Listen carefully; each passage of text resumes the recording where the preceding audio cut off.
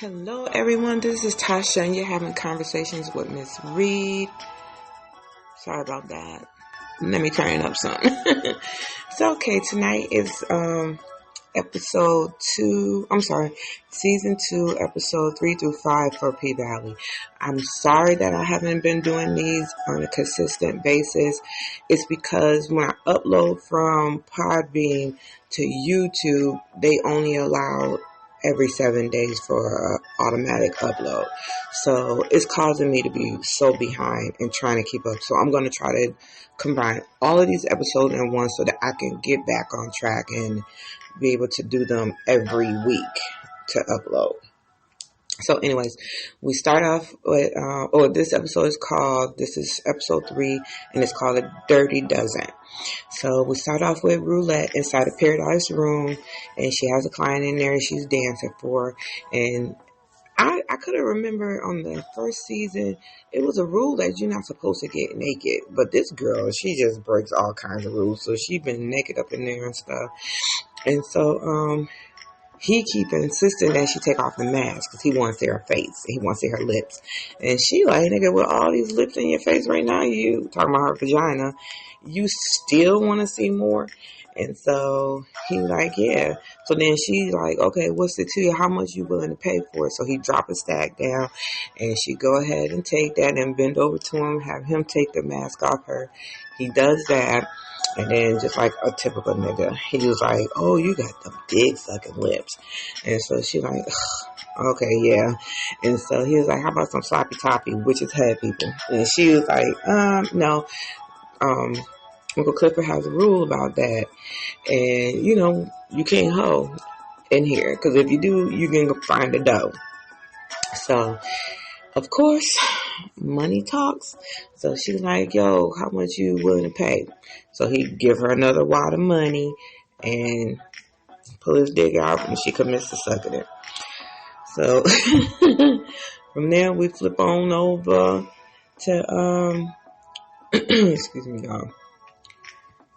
We get on over to, who is it next that we get to? I'm trying to see why I'm recording. Oh, we get into the dressing room where all the other ladies at and stuff. And so this girl insists on messing with Mercedes. And it made me feel like there's a history between Mercedes and this girl from back in the days. Like they could be related, and they, Mercedes just don't know, and maybe she know. I just feel like it's going to be something. And she keep fucking with Mercedes about stuff. So she gonna go talk about something. Hey, Mercedes, your bag ain't half empty, it's half full. She said, I'm an optimistic bitch. And then Mercedes said, mind the business that pays you. And I'm like, for real? Why you keep fucking with her? So she keep on messing with Mercedes. And I'm like, Mercedes gonna knock that ass out in a minute. So then we flip from there and go to a gym that Autumn helped Mercedes get. Because remember, the original gym she had, her mother snatched it up under her and made it into a church. So Mercedes walks into that gym. Well, it's an office space, and it's incomplete.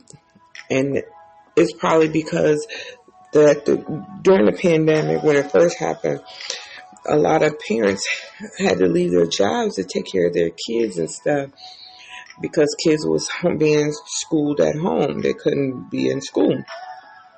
So, and a lot of kids, probably their parents just couldn't afford for them to continue to pay a membership for the gym.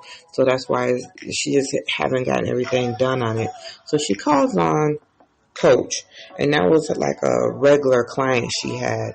Now this is a different guy, because on first season he was much younger, but it makes sense now that he's an older man, and he had offered before for her to come to where he was at, and he was gonna put her up, take care of her and everything, but he's a married man. And so she's calling like, is the offer still standing? He's like, yeah. So she was like, we need to put some things in place, and which includes your wife. And so first he like, what my wife got to do with anything? And she was like, there's a reason why knife rhymes with wife. So he's like, okay, because clearly they have an agreement.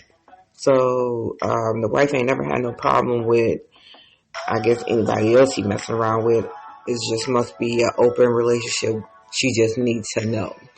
So She agrees, and he's like, okay, I'm gonna fly you on out here and everything.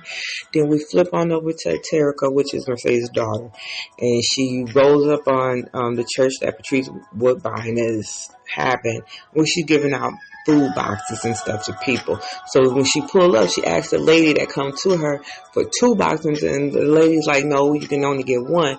So she's just impressed by her script, saying something from the scripture or the Bible. And so she called over Patrice Woodbine, and she like, no, don't call her over. So Patrice dismissed her because she know that that's her grandchild. And so she's like, Terica. And then the girl said, Patrice, and she said, don't let this collar fool you. I'll stomp a mud hole in her ass. I said, that's a true grandmother. Just because I'm in church, girl, don't mean you're going to stand here and disrespect me.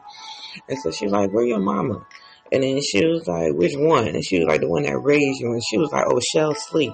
So we find out that Shell been drinking through the pandemic, and find out that Shell lost a job due to COVID. And so this girl obviously is hungry. So she do wind up giving her 4 boxes. So I am going to like really skim through a whole bunch of this so that I can like do all of these and combine them in one, so we can be on track for next week. Okay, so once she drives off with that stuff, we get flipped over to Little Murder and them, and they in a gas station / convenience store, and the cashier in there obviously is uncomfortable. She already got her trigger finger on the trigger to call the police until Mississippi come out of the bathroom, and it sort of distracts her. Little Murder asks for a postcard because clearly he's been sending postcards to Uncle Clifford wherever they're going on a tour. And then Rome hits the window and tell him to come out. So they all go out and take pictures and everything. And they play this little game where somebody wink at you, you have to fake die. So Mississippi wink at Little Murder, and then he fake dies. But he fake dies really well. So that was a good scene. They all just laugh and, have a good time on that. So we get from there, flip on over to Autumn and Uncle Clifford and Big Bone. So they're in there discussing ownership and all this, that, and the other. And Uncle Clifford is more of an owner. He might not have been good when it came down to like the financial portion of it, but he's a people person, so I feel like he should always be the in front person and let Haley ass be in the back. I'm sorry, I didn't like her on season 1. I don't like her now. She just always look mad. I don't know what it is about her lips or whatever, just make her look angry all the fucking time. So she get on my nerves. So anyways, we're going from there, and them two fussing about that. And so she is trying to let him know that we need to have some more headliners while Mercedes is trying to heal. Because, last episode, Mercedes falls off the pole because she's been trying to carry everybody throughout the whole pandemic. So, she first say that, they need to, and he's like, no, Mercedes not going to like that. So ultimately, they just go ahead and agree to let Roulette and Whisper do it, which they work well together. And I love seeing them on the pole, y'all. They do a hellified job. The technique, it's awesome. Beautiful. Love it. And so it's a song that you can hear Big Bone playing. I don't know the artist. I never heard the song. If it's a big artist down south, I'm sorry. I apologize. I just never heard of it. I never heard the song. I never heard of the person. So, they saying that they need a DJ, and Big L has been DJing them with CDs, so they need a new DJ. And he like, how are we gonna find a DJ this short notice? So, Big Bone, she offers, and first Uncle Clifford like no, and then they decided to be like, all right, let her go ahead and do it and stuff, because she did play this song that Uncle Clifford liked, so hey. So they go on ahead and let Big Bone be the DJ. And then we move on over to Patrice Woodbine. And they're all, I guess, I want to say maybe it's like all the churches. And they're getting together for like a chicken dinner they must hold either monthly or annually or whatever. And then you have Kyle there. He's the mayor. Well, the person he's trying to be the mayor. And so he's speaking to the congregation, and clearly this pastor, which used to be Patrice Woodbine's pastor, is trying to get his congregation to actually, follow him and stuff. And she up here talking so much junk while they there, which is making sense, because she like, y'all be foolish to vote for this dummy up here, especially after, how we know how he acted and how they treat Corbin, which is a brother. Then, honey, we go straight from there. As soon as I heard Big Frida, I just thought, I'm not from New Orleans, but child, as soon as I hear Big Frida, I'm dancing, I'm bouncing. And they just got that music for that New Orleans hit. They down on the tour, Mississippi and Little Murder and them. And so it was so funny. Keyshawn is all on Instagram. She stay on Instagram talking about, oh, we got strawberries and shit. And so Little Murder like, where my strawberries and stuff? And Bodie like, you allergic. He said, well, then where my strawberry and Benadryl? I cracked up because I'm like, he is so funny. I love me some Little Murder. And Rome punk ass, he take a picture of her, sort of like she was feeding Little Murder the strawberry, and then he went on ahead and posted on Instagram. So she felt uneasy. You can tell like she worried about what her baby daddy gonna say about it and stuff. So I don't know why that girl just don't shoot that motherfucker and get on about her business. And then from there we get Lil Murder. Big Frida introduced them and they get on the stage. Champagne, campaign. They doing their new song. And it's a little catchy now because at first I was like, come on. But it's a little catchy. And they got their red on. They look good. So they just performing. I guess, they showing them performing on several, I guess it might be performing, or is that a video? I think it's all the performances. They just combined it all in one because she got different color wigs and everything too. From there we flip to Mercedes pulling up to a nice hotel. So we can only assume this is where Coach put her up at and stuff.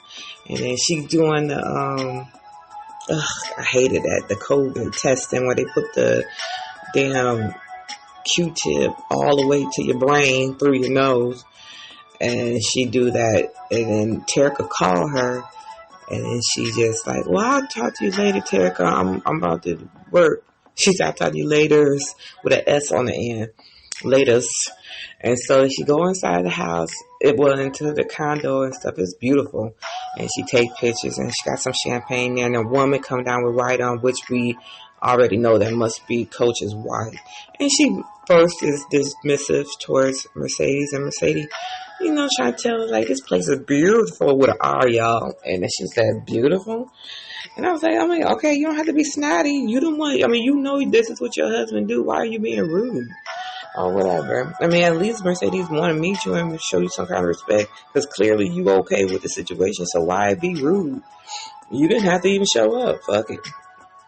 So they have like NDAs and all these paperwork. A fucking book. As much papers I had to sign on my house. That's what they gave Mercedes to sign and stuff. I guess to make sure things are private and they have an understanding. So Mercedes like, what the fuck? And he's like, you wanted her here, so this is what she wants you to do. And so we go on from there and get back to everybody, the Dirty Dozen tour. And the guy Pico walks in with a group of guys. The guys that actually pulled up on Little Murder when they was in the car and everything. It's so funny. Wody is at the bar with Big Teak, Teak. And he putting hand sanitizer all on his face and everything. And Teak like, I don't think you're supposed to be doing that. But I know somebody told me when this first happened, they was putting Clorox in their nose and putting all kinds of stuff all in their nose. I'm like, child, it affects the lungs. Regardless if you put in shit in your nose. Once it's in your nose, once it's in you, it's in you. We had COVID when it first happened. All the hand sanitizer and Clorox in the world wouldn't have did shit for what we had.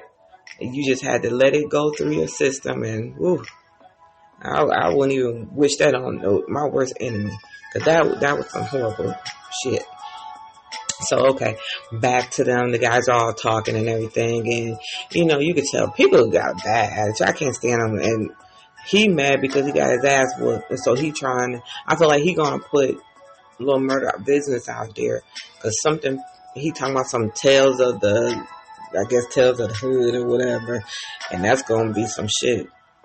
I guess telling people about Little Murder being DL and Big T too. So from there we flip on back to Mercedes' coach and his wife, and they just talking and everything. I'm just going to fast forward through this, but they talking, they wind up linking up, and he convinces his wife to watch Mercedes provide the Mercedes experience.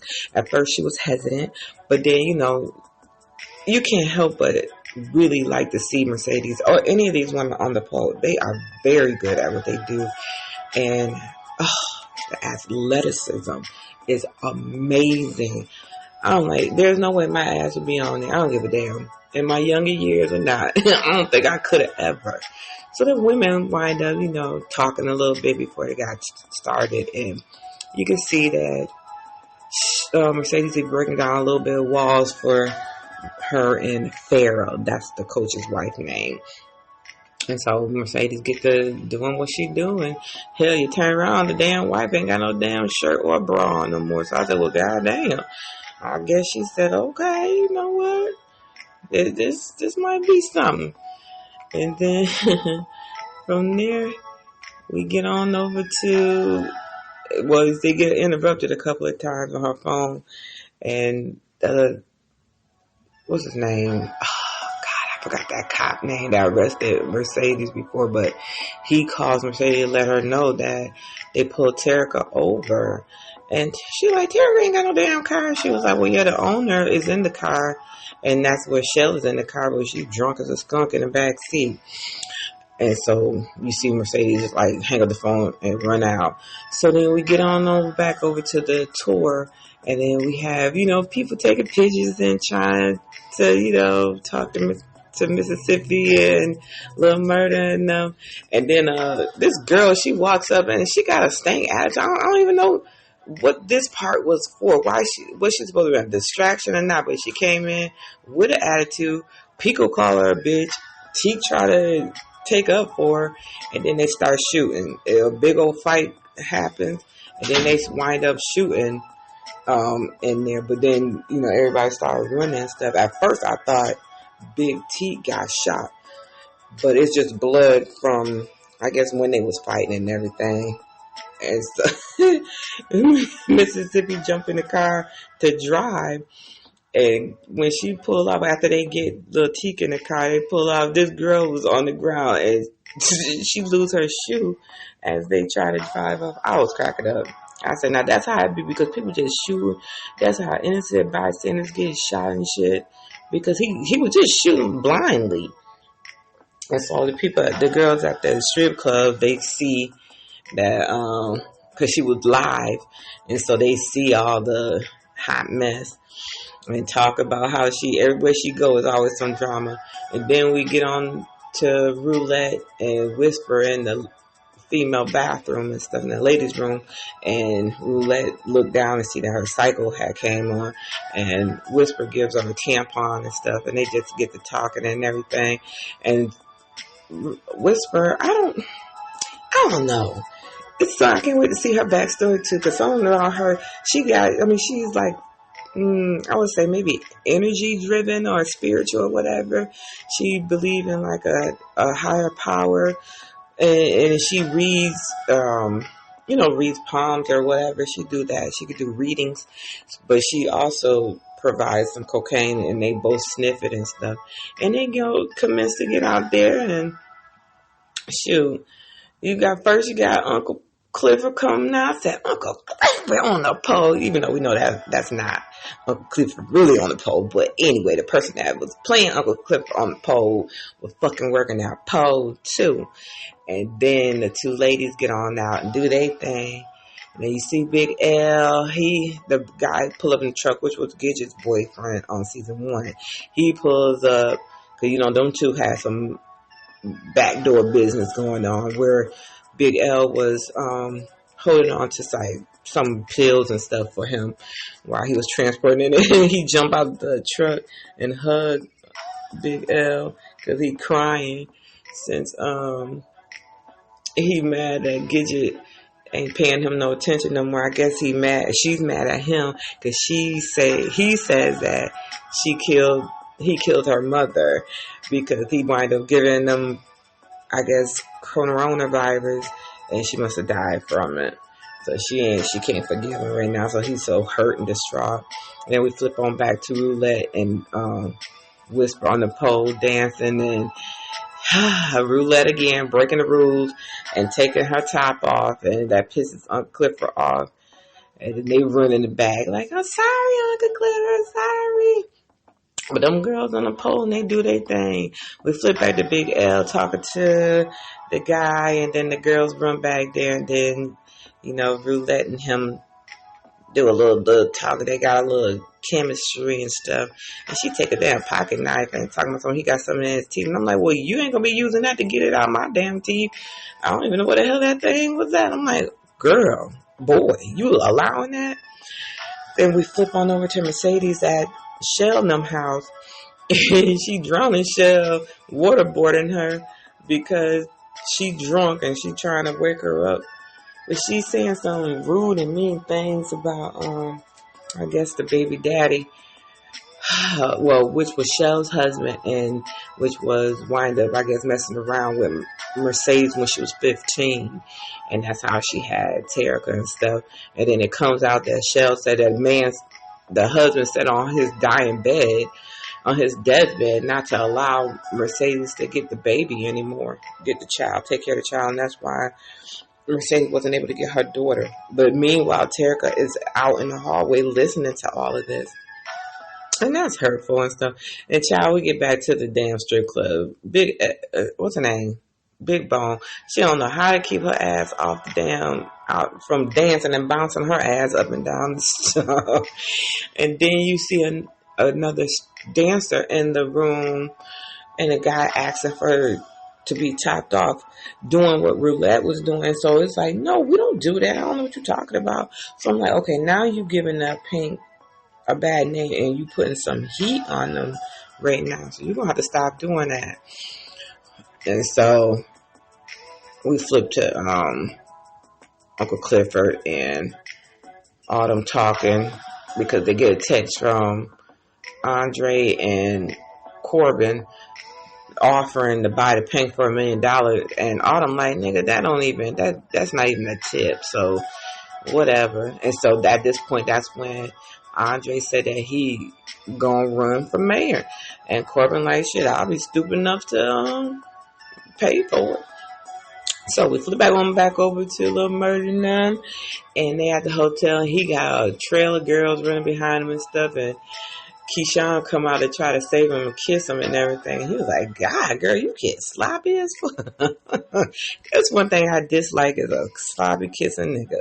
I'm like, this is disgusting. And so she just do that to help him get away from the girls. And then he sit down on the floor while she try to put some oil on his scalp because he's been coloring his hair. And right now it's blonde. I guess it's been irritating and stuff. And he trying to sit here and figure out what he want to write to Uncle Clifford on the postcard. And she like, nigga, you put, I think I like you. I'm like, no, you need to put something else on there. So clearly Keyshawn helped him say whatever on there because it gets to Uncle Clifford. And I think it said, you look good, in red. Red look good on you.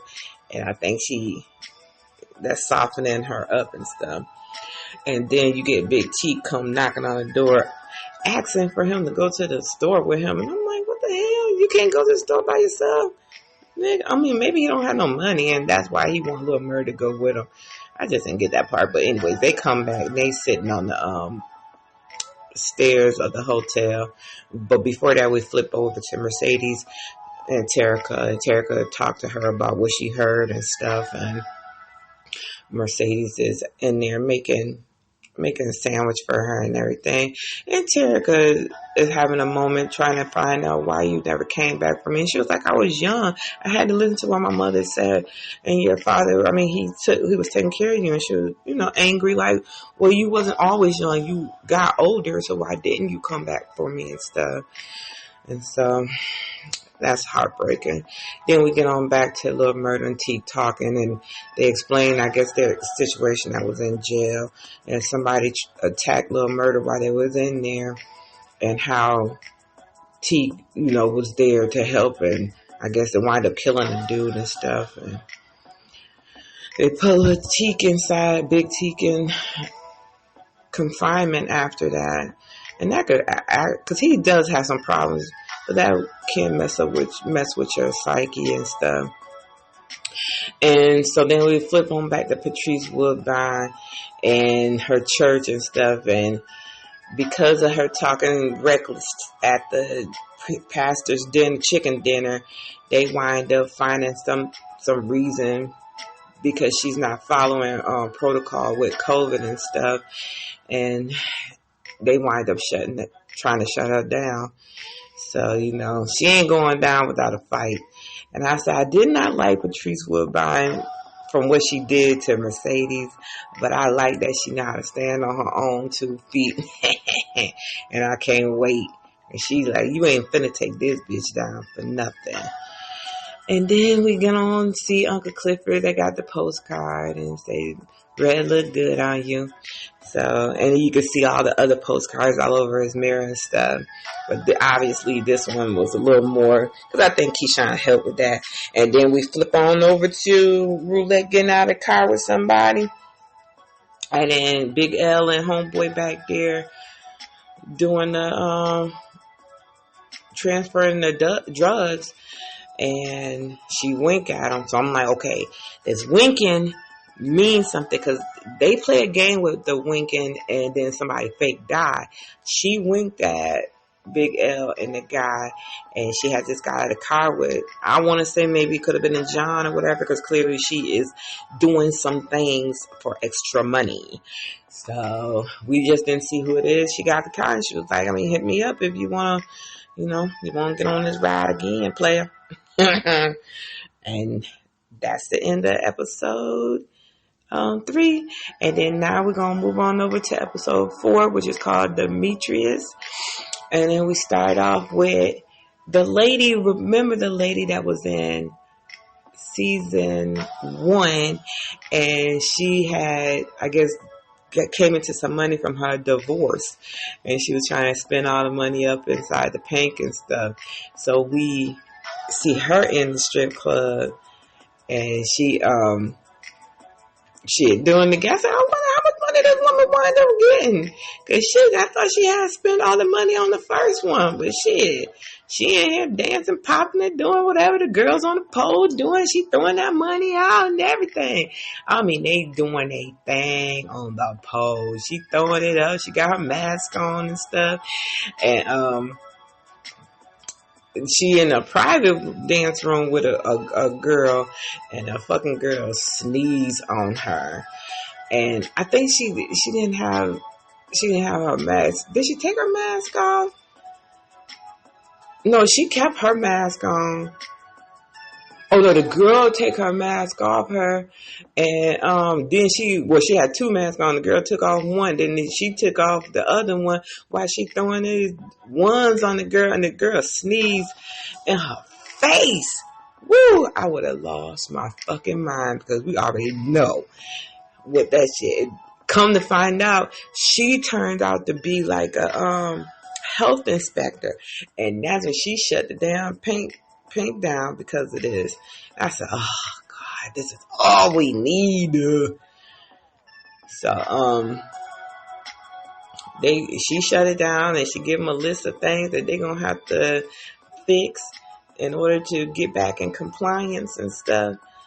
And I don't know how that's gonna happen. She told them they got 24 hours to do that shit, and then she was imposing a hefty fine, but she because they remembered who she was from the first season, she wind up taking the fine down a notch, but not as much. I think it was half. I believe originally it was 20, and then now she took it down to 10.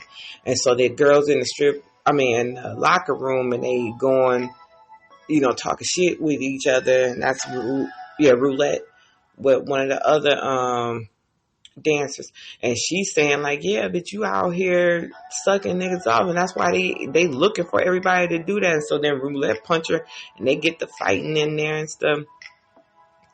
I said, oh boy. And then Big L come in to break it up, and the other girl bleeding out in the face. So we're gonna try to swim through this too. Let's see, cause she's just talking to Big L. He's trying to give a little words of advice. Then we get to Patrice on TV, and Mercedes seeing her on TV, and Uncle Clifford on the phone trying to tell the truth.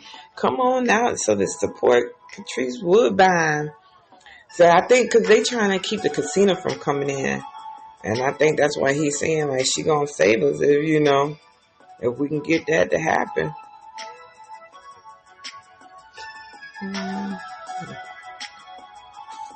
Sorry, I'm scooting through. So we got Corbin came to talk to Autumn, and she like, get on out my face, because ain't nobody selling shit for $1 million.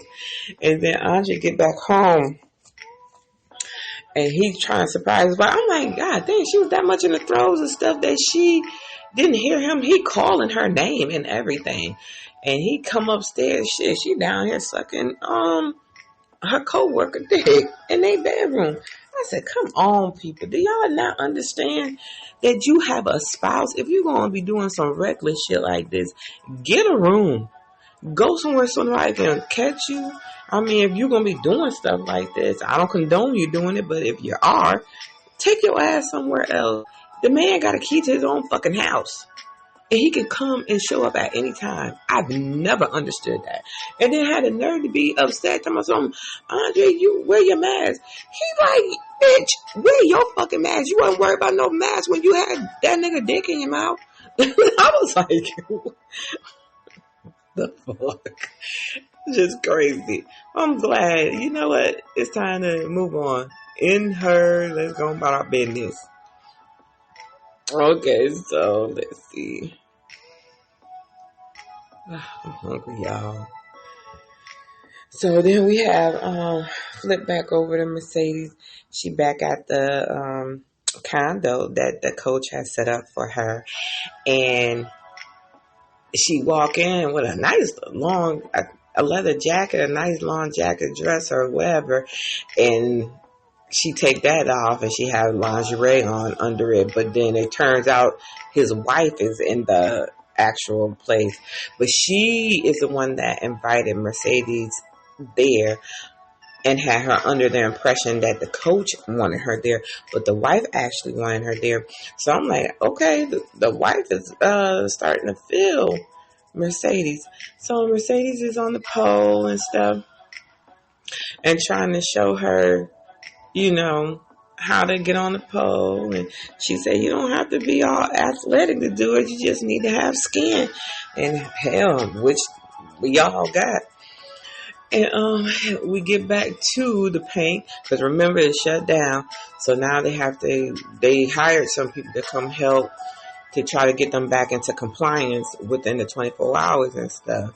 So they got people there assisting, and our boy Diamond showed back up to help out and everything. And so, and then the ladies are there too to help. So they all in there trying to work. And then we get on back over to Gidget. Well, Gidget done joined Mississippi and them on the tour. And they are, let's see where they heading to.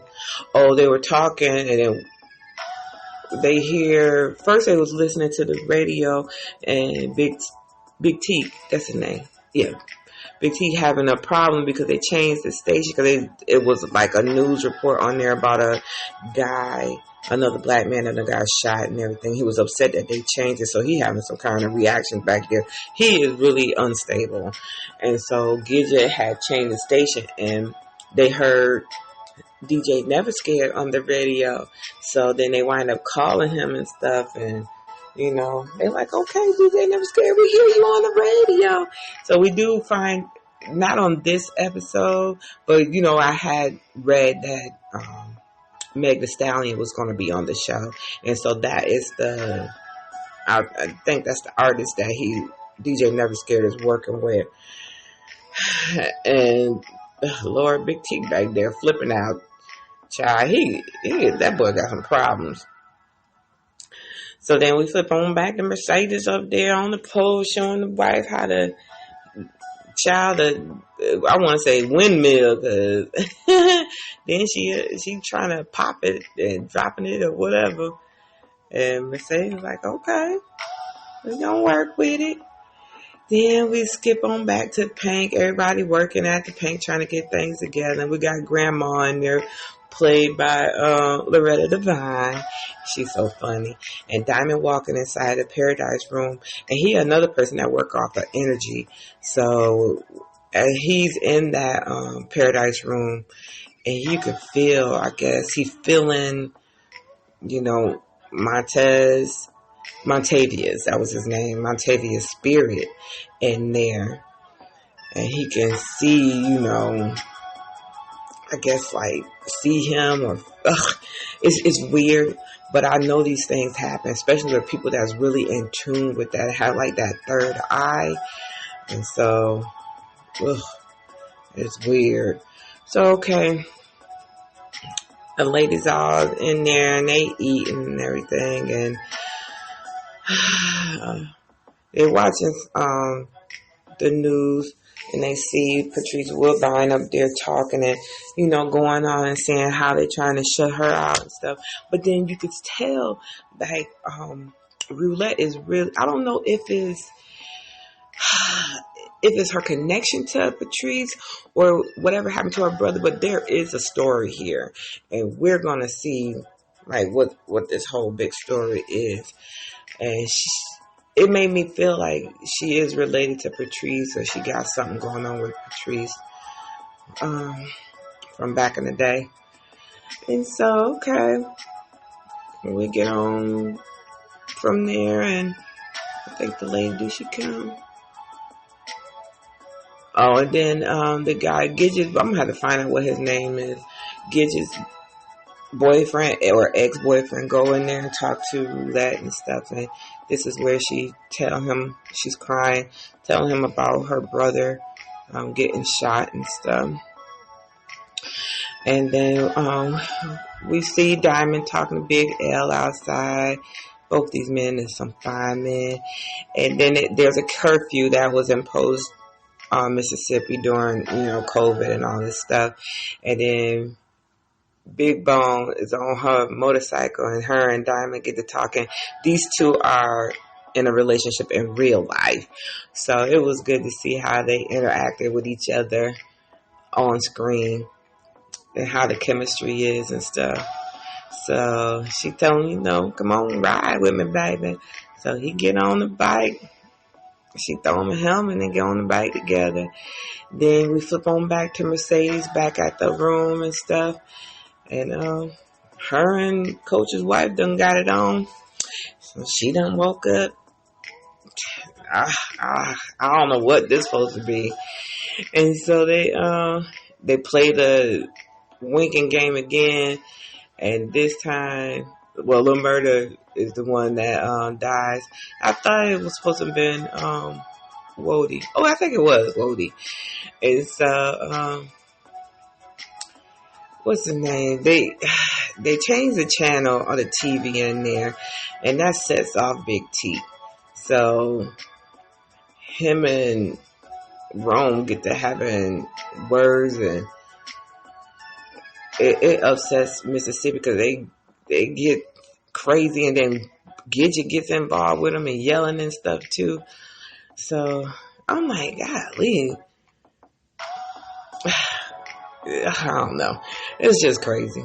Because I'm like, Mississippi, you that scared? Because you still stand with somebody that is abusive towards you. So, okay, anyways, we move on back over to the Pink, and they, since it's a curfew, they don't want everybody to get out on the street because they could get arrested for breaking curfew. So they're trying to put everybody up at the Pink to sleep and stuff. And this is where Uncle Clifford realizes that somebody's been staying at the Pink, which we already know it was Autumn, because when Mercedes put her behind out, she don't have no other friends, and she ain't had nowhere else to go. So she wind up staying there. So Little Murder is in the tub. He just in the tub practicing his lyrics or whatever. Then Big Teak is using the bathroom while he was in there. And then I was like, okay, Little Murder, you looked at him a little too longingly at this point. And so they get to talking and stuff, and Little Murder is rolling a joint. And I was like, oh God. So this did make me a little uneasy. I'm not going to front. And I already know, because I love Little Murder and Uncle Clifford together. Maybe I just was off guard by seeing this, or wasn't prepared or whatever. But Little Murder like holding his face and kissing him, and they kiss, and y'all know they went on ahead and got it in. You just have to watch the episode to see what I mean. It was just a lot. And then I don't know why maybe this one I just wasn't prepared for. It was more graphic because he had a sex scene with Uncle Clifford, 2 of them, and I felt like it was tasteful. But hey, it's not something that would make me stop watching the show, because I know I've read where people was like criticizing that scene. Hey, it is what it is. I love the show and I will continue to watch the show. It is what it is. Both of these men are heterosexual. Little Murder, actually, the person that plays them, is married and he has a family. So we flip on back to the tour, to Keyshawn, and she's sending Gidget on back because you know what happened between Gidget and Big Teak. I guess it's better to get her on by her business, separate them. And then we flip on over back to Autumn talking to Andre. And we don't find out that Andre told them that his wife was cheating on him. So him and Autumn was in there talking and stuff together. And then they overhear Autumn talking to Andre and saying, agreeing like, yeah, we can sell this and stuff. And so now that causes beef between what's his name? Uncle Clifford, Big L, and Autumn. So the inspector come back and they haven't finished everything. They finished some stuff, but not everything. And she's like, shit, you got another 24 hours. This shit need to get fixed. So y'all better go and get the fixing so that they can get done. So then we flip back to Little Murder and Big Teak. It's the next morning. They wake up, and clearly Big Teak is all in his damn feelings. He's sitting at the windowsill, and he must have saw one of the postcards that Little Murder fills out to send to Uncle Clifford. He's sitting up there mad as shit, talking about, you ain't never sent me no postcards while I was locked up and stuff. And I'm like, nigga, God, why do it be the hardest one acting so sensitive? I'm sure we're going to probably see his backstory too, but it's just like, maybe it's just me. I just don't want them together. So I'm like, just shut the hell on up. Then we flip on back over to Andre, and he back at his godfather house. And it wind up, I guess in the will, it wind up being his house. So then he called Corbin and let him know, I got headquarters now for my mayor role. So, which is the house that the previous mayor had. So that ends that one, y'all. And then now, and I'm sorry that we swimming through these so fast, but I just want to get on past them so I can upload this and get it out. So right now we're going to move on to episode 5. And this one, let's see, what is this one called? Let me get the name, you guys. Wait, it's taking forever. Trying to pull it up, everybody. Sorry. I promise I'm gonna get much better with doing this. I just wanted to, and I really love this show. I really want to review it. I want to invest time in doing it. So again, if you're listening to these recaps, please bear with me, and I will get better. The more I do these, I might just have to just devote my time in doing it on YouTube.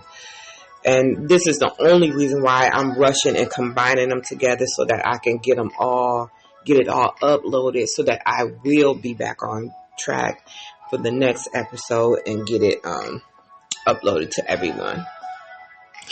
So, okay, this one is called White Nights, and this is episode 5 for season 2, and this is the episode that is solely on Keyshawn. So we start off. I'm so hungry. Let's see where we start off with showing we're in the ATL. So I'm trying to see, are they on tour in the ATL on this one? Oh, so okay, they down here, and this is where we get Jocelyn Hernandez, and I didn't know that she was going to be on here, but she is the fairy godmother for Keyshawn, since this is her episode and stuff. And then you can see that Rome is he's been trying to help her promote stuff, because she has some lashes that she does, and then he trying to do stripper shoes and stuff, and she actually want to do wigs, which make more sense, because women are for sure going to want to change up wigs, especially even with us natural girls. Sometimes they are protective hairstyles and you just want to wear a wig instead of your own hair. And then he talk about stripper shoes. I'm like, who gonna wear these shoes everywhere? Not everybody, maybe just strippers. Not the regular day woman. So she into her wigs and stuff. So he got her a wig, which is a blonde one, because she's known for all her different colored ones that match her outfits, and she clearly felt uncomfortable with this one. But hey, she just going with the flow and everything. And then we flip on back over to Little Murder and Big T. They inside of the club and everything, just talking, and I guess waiting for Keyshawn to come out and do this a solo thing for her, because this is all about her. And then you get Jocelyn dancing, and you get some other old school strippers. They not old, but I guess they like some original. I don't know these people at all, but they some originals and stuff. And you have Jocelyn. Jocelyn was my favorite when she was on Love and Hip Hop. But, she done got a little outrageous. I didn't watch her show on Zeus, but I heard it was out there. So then we get Mississippi on the pole doing what she do best. And that girl knows she could rock the pole, y'all. She could do it. And then we're going to swim on through this too. And then they do a backstory. So this is where we get the backstory for Keyshawn. And Gidget actually, this is how they must have all went to school together. So Gidget is I guess she must be the head cheerleader. And so Keyshawn is on the team along with Keyshawn's half-sister or stepsister. Or maybe this is a stepsister. And then you can see Derek, which is her baby daddy, but at the time he wasn't. He's on a cheerleading team too. So Keyshawn winds up falling off of the pyramid and everything. And they put the sister up there because I guess she's supposed to be lighter. And Derek wind up at this point. This is where she should have left well enough alone. Him and one of the football players is, antagonizing him, and I mean they wind up fighting and everything. And Derek ain't no joke. Derek fought two dudes, and I mean I don't know if that just made her like him or whatever. And then she just clearly she in the school and she don't make the team and everything, and so. It is what it is. So this is her white knight. I guess she like him. So then we go and flip back to her home life. Her father is married to a woman who has the 2 daughters already. And then, it's almost like a Cinderella story where she is mean to Mississippi. And Uncle Clifford is actually narrating this episode. And so she telling Keyshawn to do her daughter's hair, which she is doing, but I'm sitting here watching, I was like, girl, you keeping that curling iron on there a bit too long. And she actually did to the point that it literally burns the hair off. I would have lost my mind. As much as I love my hair, I would have lost my fucking mind on that girl at that time. And then the mother gets mad at her and stuff, and just call her all kinds of names and everything. And so clearly she look at her daughter to be the prettiest girl on there and stuff. I wonder what happened to her afterwards. And so they all. I mean, the sister don't really say too much. It's her mom that really put her kids more on a pedestal than Keyshawn, even though you're married to her father and stuff. So she mistreats her. And I guess the daddy must never be there. So, he ain't there to defend his damn child or take up for her or whatever. But that's what happens. Some men are so stupid. So anyway, she's running in the rain and trying to get home. And that's when Derek pulls up in his little beat up car. I don't know what kind of car that was. It looked like a little buggy. And they go somewhere and get some fries or go to a diner and eat. And this is where we see Patrice Woodbine. She working at the cafe, at the little it was sort of like a Waffle House. So she working. That's when we get to see her. And let's see what else. And then we flip on back over to the house, and they're having Christmas and stuff there. And the mom is trying to, reminisce on how she met Keyshawn's dad and stuff. And Keyshawn's like, oh, no, tell the story. If you're going to tell the story correctly. You didn't just, must have been an airline stewardess, and you ain't just bring food or drinks to my father. Shit, my father was a married man, and you had no problem with just not just only bringing drinks and food to him, you brought your coochie to him too. I mean, we can't get him off the hook because that motherfucker took it. So, I mean, that's my biggest thing. You're the person in the relationship. It's up to you to make sure that you maintain the relationship. So anyways, we get on. She sends Keyshawn to her room, and then we could see her, just thinking about, well, first we have a picture of Rihanna, a poster of her, and then she snatched the poster off, and then her picture is under there. And you can see where, she's just thinking about what her life would be if that was her. So then we flip on back to the girls getting ready to go to maybe prom or something like that. And the daddy is just a little too much, and the girl is clearly uncomfortable, and he kisses her on the forehead, and he got his hands all around her and stuff. And I'm like, okay, Keyshawn can tell, but I'm like, the mom, you ain't noticed this? And clearly the girl is uncomfortable. And Derek shows up with a customized dress, and he all looking dapper and stuff. And so she go put the dress on, and they go to the little dance themselves together.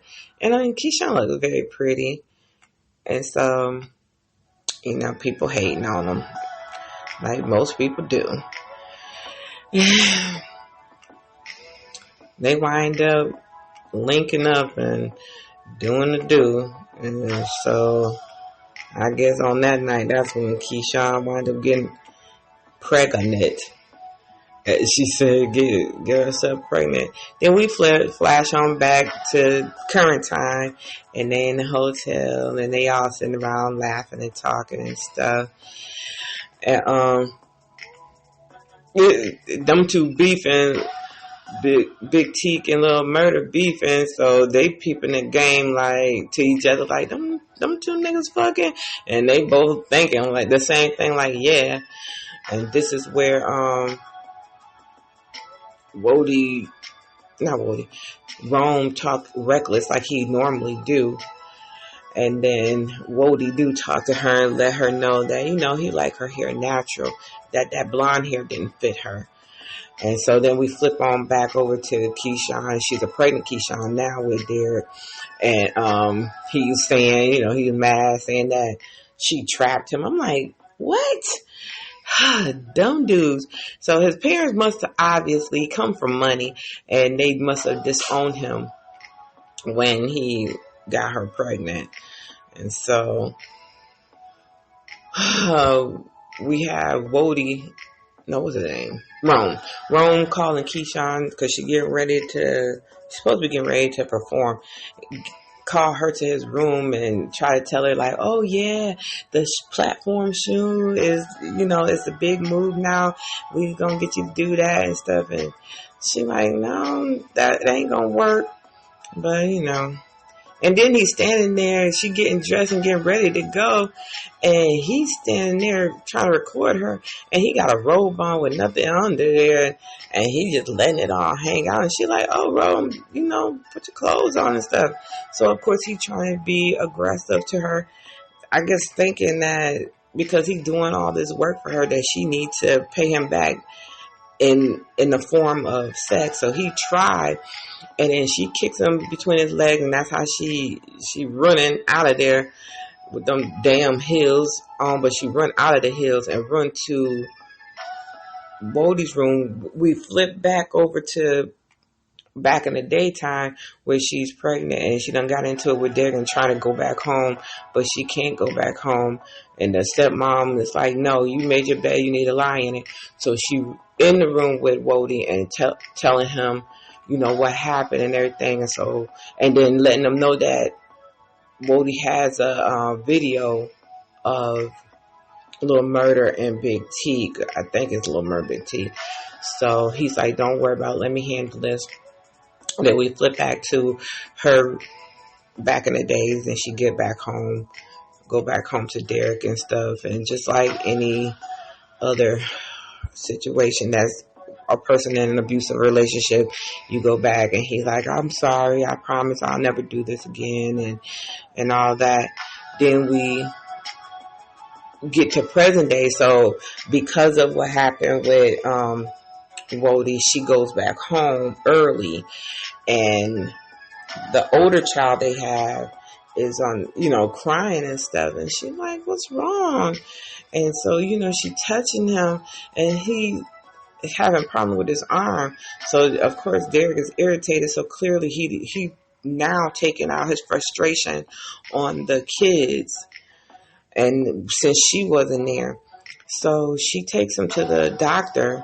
And the doctor's like, his arm is broke, dislocated. And then they see these bruises on his back.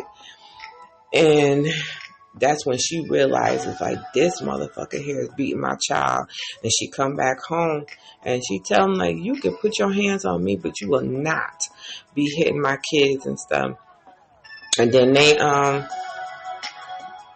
get into it. But I'm like, at what point, because he hit her and he beats her up, and I'm like, at what point do you finally say enough is enough? Because he grabbed a fucking iron and he trying to iron her face with it, and she kept saying like, no, not my face, no, not my face. I'm like, oh, when is enough is gonna be enough before you finally put this dude out his own misery? So then we flip on back to Wody and Rome, and he tell him he got him something. He tell the girls to get out. So clearly, they already doing cocaine. And so he brings some embalming fluid, but I think it's fentanyl on the form of the street drug. So he spreads it out on the table. So first Rome is like, don't trust him. He's like, nah, you do a line first. Which he do, and then he just like sort of covers his nose, and he take another line, which is not the line of the cocaine and fentanyl that he gave him. So he do it so that Rome could feel comfortable, and Rome stupid ass does the actual fentanyl and cocaine mix, and woo, Wody let him know, because Wody is a funeral a mortician, so, or he work at the funeral home, so he knows what and how much that can go in your body that actually can kill you, and pretty much that's what happened. And he walks out, and so the girls, the people that's at the party, is like, oh my god, he dead up in here, and yeah, because he done took fentanyl, but ain't nobody, because at first I was like, well, wait a minute, Rome, you just walked out, people gonna know that you did this, but he does go ahead and walk out, but it's so much cocaine already was in there, they probably just figured like he OD'd, like he sniffed too much of it, because that's why I wanted to see like what's gonna happen on that. So that's it, y'all. That was episode 3 through 5. I was gonna continue to do 6, but I haven't watched it yet. So I'm gonna go ahead and get this one uploaded, and then maybe next week I'll do the two left, and then I could be on track. So again, thank you. Sorry for this fast recap. Sorry for combining them all together. Hope you guys enjoy. See you on next week.